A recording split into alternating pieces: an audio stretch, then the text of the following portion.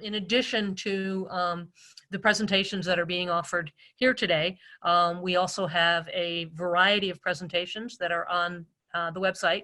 And so you can go and listen to oral presentations, poster presentations. There is a foreign language presentation, so you can listen to one of our students in Spanish.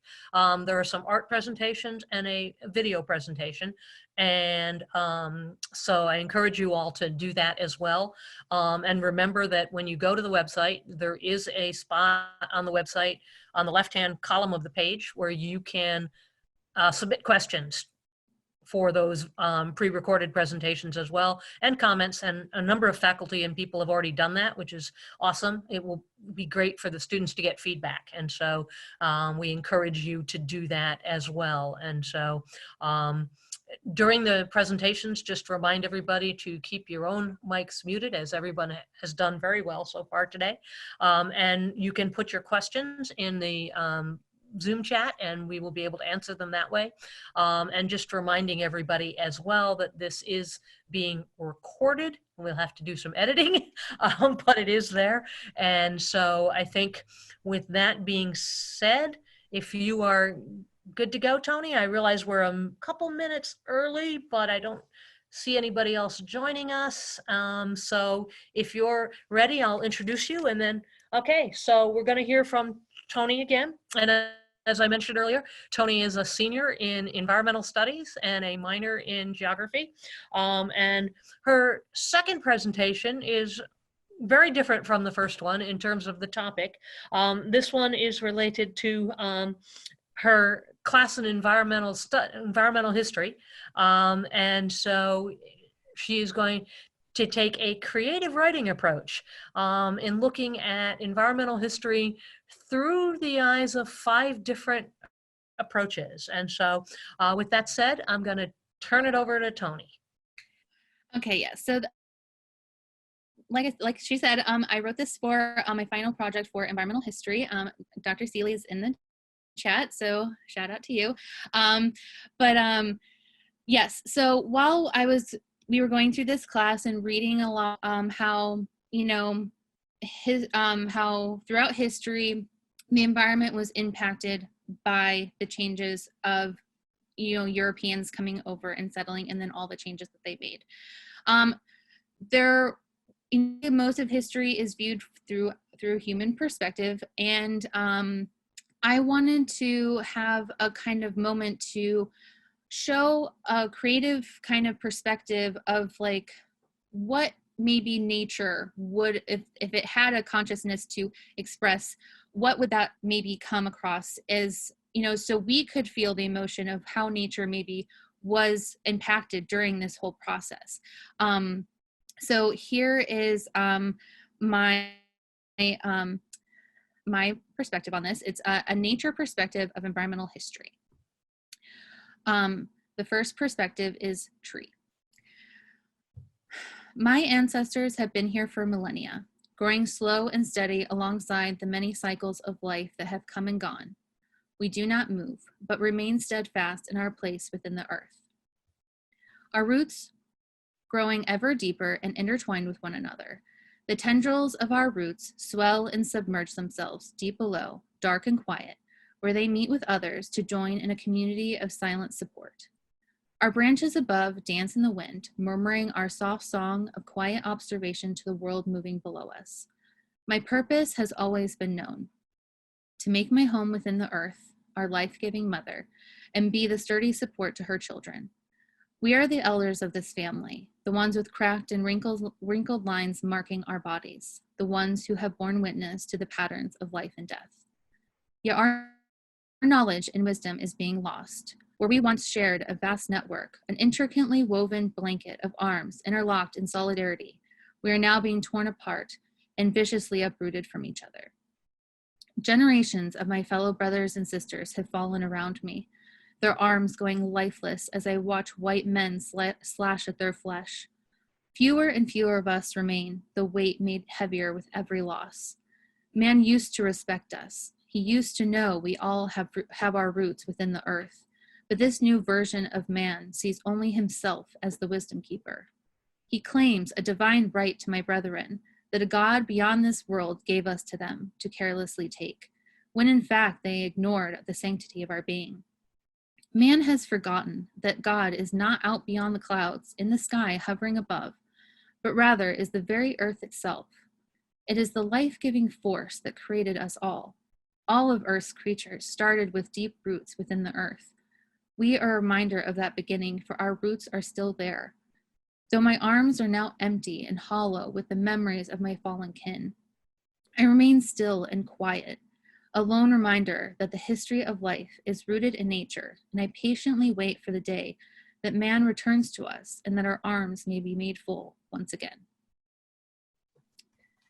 Now the river. Where I flow, I bring life. Through my many streams and channels that stem from my wide and raging main body, I am the arteries and veins of this great land. My reach is vast and far-spreading, bringing the lifeblood to parched landscapes and creatures alike. Within me, I support an array of life that depend on my free-flowing waters, and like children, I care for them. Generations of families have swum through my waters or gathered at my edges, enjoying the bounty that I carry. Through my many cycles, with their ebbs and flows, I hum to the rhythm of life and put my mark on the land. I have the power to carve stone and erode soils, or grow swollen with water and break free from my well-worn path to move across the surface. But when my strength is respected, I provide more than I take away. Yet my power is now being constrained and harnessed, and my once mighty veins and arteries are being choked. Areas where I once flowed freely are now dammed and drowned, or being diverted to places far beyond my natural reach. And where I once cascaded down waterfalls is now but a slow trickle. My children have also suffered, for many of my guild kin no longer swim freely within my waters, but have been greedily plucked from my bosom in numbers so numerous I can feel the emptiness they have left. The few that remain struggle to follow the ancient paths that I had always provided for them, only to find walls of concrete that they helplessly throw themselves against in hopes of returning home. However, man was not done with me yet, and he began to slowly poison my life-giving waters, and it spread like a cancer, paralyzing my ability to sport the life I always carried. My health is directly tied to what flows into me, for I absorb what comes from land, and when the land becomes toxic, it is inevitable that it will affect my precious waters. It appears that man will only know of my enormous significance when my waters are bled dry, become void of life, and are made too toxic to gather at my edges and swim in as they have done for generations. Now the bison. For thousands of years, we were the dominant species in these lands. Our numbers so vast, we stretched from coast to coast. No other animal could adapt as well as we did. Our very existence is so connected to the land that there did not seem to be a time when we were not roaming across it. Our strength and resilience allowed my ancestors to blanket the prairies and survive the various conditions they encountered, creating a powerful and plentiful herd that appeared unshakable. The thunder of millions of horse hooves echoed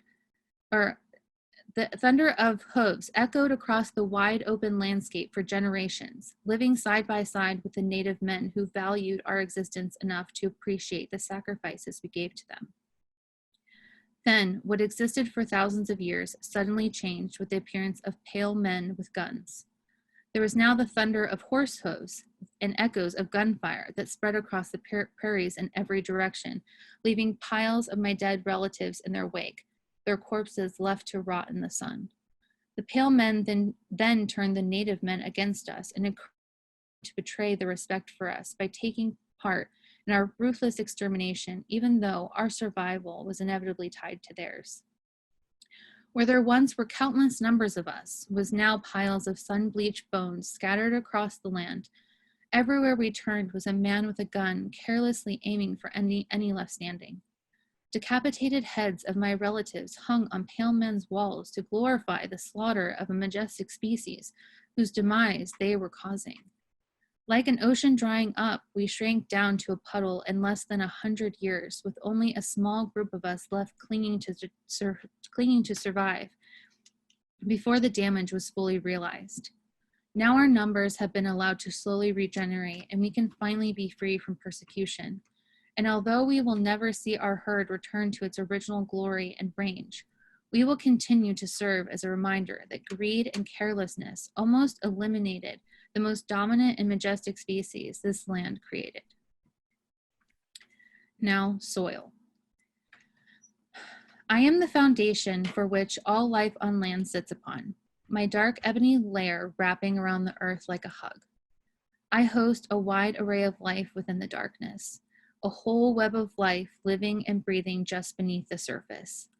I'm a part of a sacred dance that has taken place since life began, a life-giving exchange where energy flows back and forth between the above and below, a cycle which has no beginning or end. I lovingly cradle the earth's plants in a nurturing embrace, protecting their winding system of roots in the safety of my darkness. And in a mutual respect, the variety of plants return what they take and shelter me from the harshness of what happens above. The base of all nourishment begins within my welcoming arms, and my health is intimately tied to all of land's creatures. But I am often taken for granted, for I appear as nothing more than dirt. They thought my gifts were a given, that the fruit that I bore them was not a result of care and reciprocity. When my plant inhabitants began to change, and water and nutrient-hungry plants dotted my skin, that flow of energy no longer flowed both ways, but instead it now sucked me dry. Once I was a moist and rich earthy blanket of life, but they turned me into just dirt. They would find a hardy and healthy patch of my fertile lands and use it up until they could not squeeze any more life out of me. Then they would vanish, leaving my lands now dry and parched, only to move on to another piece of me. They kept roaming, raping my lands of their life until I could give them no more and began to breathe dust.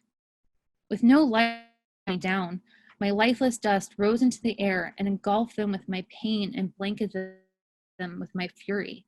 But they did not hear my cry.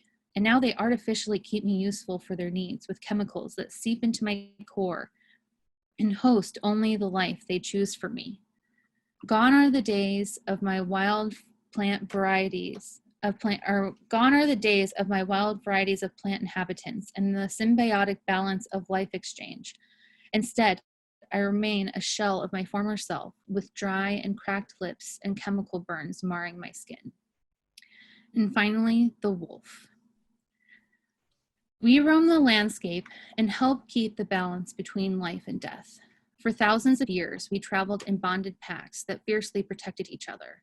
For a lone wolf will die, but the pack will survive.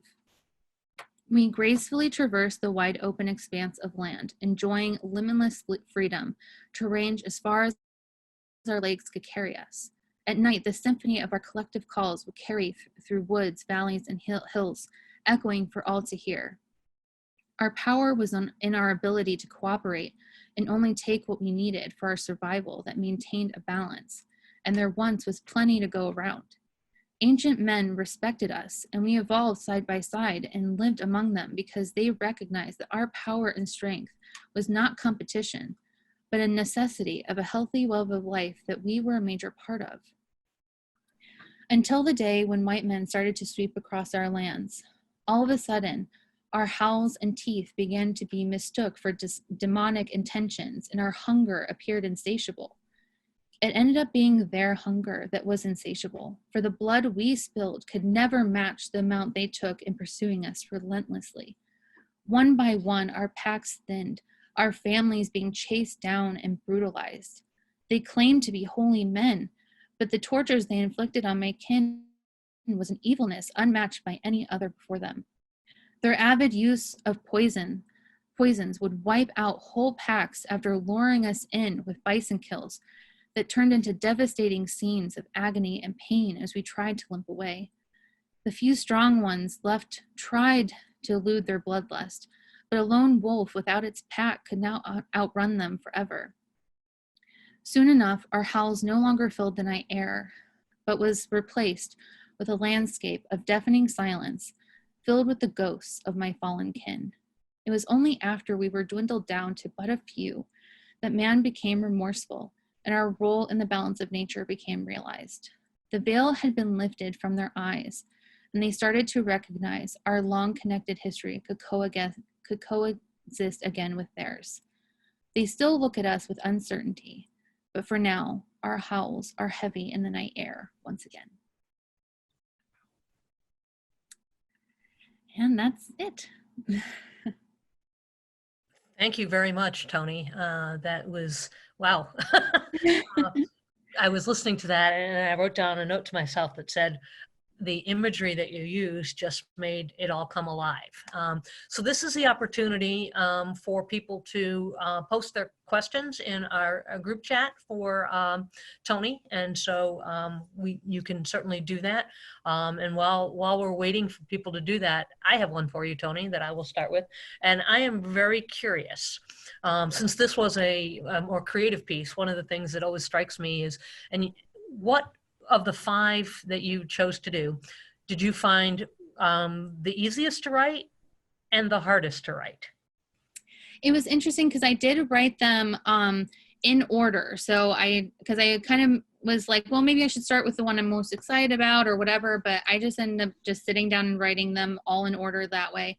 But yeah, I thought I was going to have, like, the easiest was going to be the wolf, since I love wolves so much, and so many people can identify, since they're, very similar to dogs. So, it's very easy to sympathize. And so I thought that one actually was going to be the easiest, but it was actually the tree. Tree was the first one I wrote, and it just came. it just came out really easily, and it was. And I was kind of even surprised because I was excited about all of them, but I thought there were certain ones that were going to be easier for me than others, and I didn't necessarily immediately think that the tree was going to be my favorite, but it was.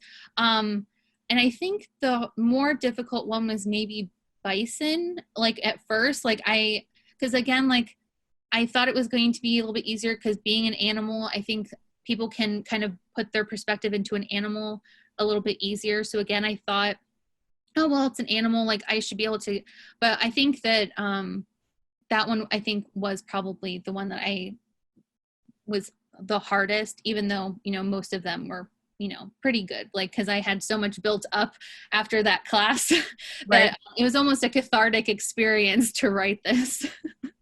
Okay, thank you. Dr. Martinez says that, first she says, thank you for sharing your work. It's really beautiful. She liked the part on the trees as well to be particularly strong. But what she's really curious about is what made you decide to give a voice to soil or dirt? And she says that's not a typical one. And so what made you decide to do that? Just for that very reason, because I think a lot of people view soil or just, the stuff underneath the ground as just dirt, and that it has no significance, or that it doesn't play a big part in the bigger ecological kind of perspective. People can sympathize, like I said, with animals or even trees, but soil and even sometimes water can be very kind of periphery, because it doesn't, you don't see as much, or it doesn't have that kind of human kind of consciousness, or this kind of thing that you can easily identify with. So I really wanted to kind of show these parts of nature that are very, very under sympathized with. I mean, even water is a little bit more, but soil in particular is very kind of ignored, I feel like. Unless you're like a gardener or in agriculture or something, but as a bigger kind of perspective. But it's so important. It's the basis of all nutrients and nutrition, basically. Like, most, creatures survive off of what is coming from the land and the animals that eat, the plants and things, and then, so up the food chain. So I don't think people always think about, the impacts and how soil health really is important, and we really should be paying attention to it. Okay, thank you. Dr. Post asks, he says, well done. Then he says, whose work was the inspiration? Where did you find inspiration for what you chose to do? Like I said, just from like all the readings that we were doing, and one of the books that we read for that class was it was the I'm blanking on the name all of a sudden, but it was one of the books that we read was very focused on the ecology and changes in the land. That's the one. That one was very interesting to me because it was starting in, when a lot of the colonization was starting to happen. So it was the earlier part of of the history. And that, yes, William Grudden, Changes in the Land. Thank you, Dr. Seeley. But yeah, so that one was very, very interesting because it was one of the first, like one of the only history kind of perspectives that really talked about ecology and how the changes in that time period really affected the environment. And so I thought that was such an interesting idea because it really did kind of bring up this idea that, obviously history is human focused, but it affects the environment, and we should kind of see how our actions really do have a ripple effect throughout in the environment. And we should be aware of these things. And for me, just personally being very, inspired by nature and sympathizing with nature and concerned about what's happening to nature, that I really wanted to bring that emotional connection, really make people feel what this would be like if we were in that position, if it was happening to us. What would our emotions be? View the destruction of soil, the destruction of rivers and water, and what would that look like if it was us? So that really was the kind of catalyst, I think. Okay, thank you. Dr. Starkey has a question, and she says, talking about the Europeans and how you described encountering these 5 perspectives from nature, she says, you mentioned that when Europeans came to the Americas, they felt like they had a, quote, divine right to control or direct nature wherever they wanted to go. So her question is, what roles did their understanding of Christianity play in that viewpoint and their actions, do you think? Well, it's very much that, manifest destiny, and that, they, came here and saw how underutilized the landscape was from the indigenous people who were living here. And, they had this idea that, they thought what they were doing was right, and what their way of doing things was the best way to do things. And I think that was a frustrating part in that learning that early part of history of kind of seeing how the Native Americans and things like that were managing the land they were altering the landscape because, obviously people before the Europeans came were altering the environment and doing things like that. However, they were doing it in a very different way that was very, based in ecology when, obviously ecology wasn't really a thing yet, but they had such a good perspective about their environment and how to work with it and not taking what they didn't need, and understanding cycles of nature and not putting themselves always first. So when when the Europeans came, like, they had a completely different way of looking at things. And so, and like I said, they thought they had this divine right, this that God was giving them this land. And so they had this idea that they thought they could literally alter it in any way that they wanted to, and that it was just like a free-for-all, essentially. Okay, thank you. Are there other questions? I'm not seeing any at the moment, but I'm giving you an opportunity. While we're thinking about that, I have another one, Toni, for you, just because you chose the 5 that you chose, but I'm curious if there were others that you considered and decided not to, because there were obviously other things you could have chosen. And so. Right. Yeah, I was thinking a lot about them because I was trying to I was trying to get a good diversity. I didn't want to do all animals. I didn't want to do too many things that were going to overlap too much. So I didn't want to do too many different plant varieties but I chose these ones mostly because they were one of the bigger themes throughout that class that we had that, you know, we were talking about a lot what was happening with deforestation. We were talking obviously a lot about what happened to the bison and how, like, you know, that, I mean, for the amount of numbers that they were originally to how badly they were reduced, like, you know, that was a huge thing. And then obviously I knew soil would encompass a little bit more of the plant kind of realm. So I figured like that would be a nice basis just to cover all like kind of the other plant life kind of things and the soil itself. And, you know, in water and things like that, you know, wolves, like all of these things were big themes in the class. And so I thought that that would be the most impactful in regarding to our class. But yeah, it was hard to narrow down because, like, you know, there were so many things I could have chose to write a perspective from, but I wanted to make it kind of a good variety without overlapping too much. Well, that leads into the comment from Dr. Martinez that others of us support. And she's asking you, do you have plans to expand on this work? Maybe a collection called Voices from Nature?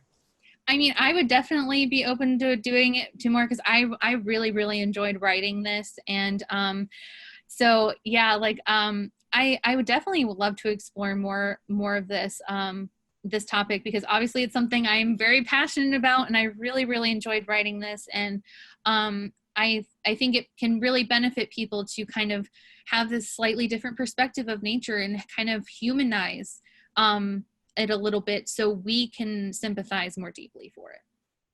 Awesome. Well, I would echo Dr. Martinez as she says, do it. And then Dr. Starkey, I think there'd be a lot of people interested in publishing and reading it. It's very unique perspective, and I think we would all agree. Is there any other comments or questions for Toni on her most recent presentation at all? Just giving it a moment to see. Okay, well, thank you so much, Toni. We really appreciate, and as Dr. Post says, a great job, and you went back to back. But appreciate your participation and the work that you have done. And thank you so much for sharing. And we do hope that you do something with that piece, because I think there's definitely a place for it. And when you have a passion like that, it's good to see. Thank you very much. All right. All right. Thank you, Toni.